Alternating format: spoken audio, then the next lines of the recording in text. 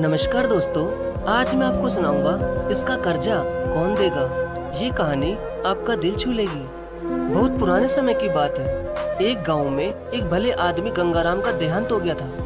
तो जैसे उस आदमी के परिवार वाले उस अर्थी को शमशान ले जाने लगे, तभी अचानक एक मोटे ताजे सेठ ने उस अर्थी का एक पाँव पकड़ लिया और बोला कि मरने वाले इस गंगाराम से मैं 2 लाख रुपए कर्जा मांगता हूँ, इसलिए पहले मुझे मेरे पैसे दे दो, तभी मैं इसकी अर्थी को शमशान ले जाने दूंगा।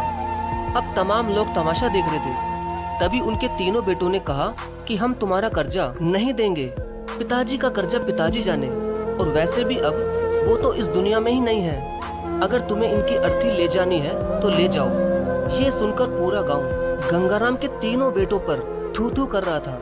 अब गंगाराम के तीनों बेटे उस कर्जे को देने से पीछे हट गए।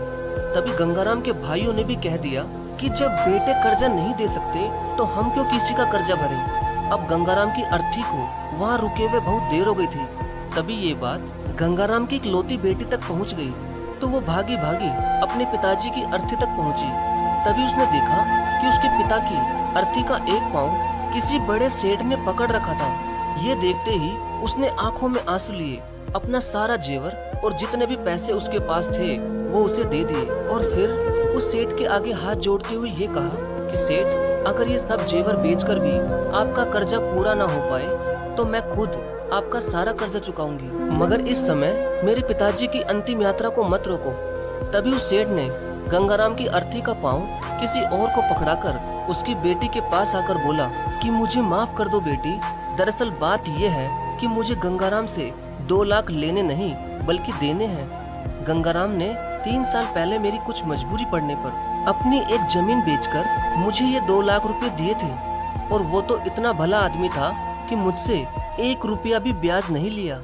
और आज जब मैं गंगाराम के रुपए लौटाने आया हूँ तो मुझे खबर मिली कि उनका तो देहांत हो गया। इसलिए मैं बड़ी सोच में पड़ गया था कि अब ये रुपए मैं किसको दूं।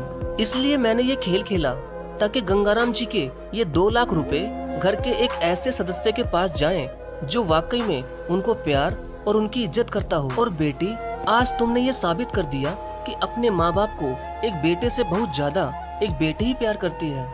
इसलिए ये 2 लाख रुपए मैं तुम्हें सौंपता हूँ। काश तुम जैसी बेटी हर घर में हो जो अपने पिता की इतनी इज्जत करती है। ये सब देखकर गंगाराम के बेटे और भाई का सिर शर्म से नीचे झुक गया। वाकई में दोस्तों, ये बात तो एकदम सच है कि एक माता पिता को बेटे से ज्यादा बेटी ही प्यार और उनकी इज्जत करती है। इसलिए दोस्तों, बेटी पढ़ाओ और बेटी बचाओ।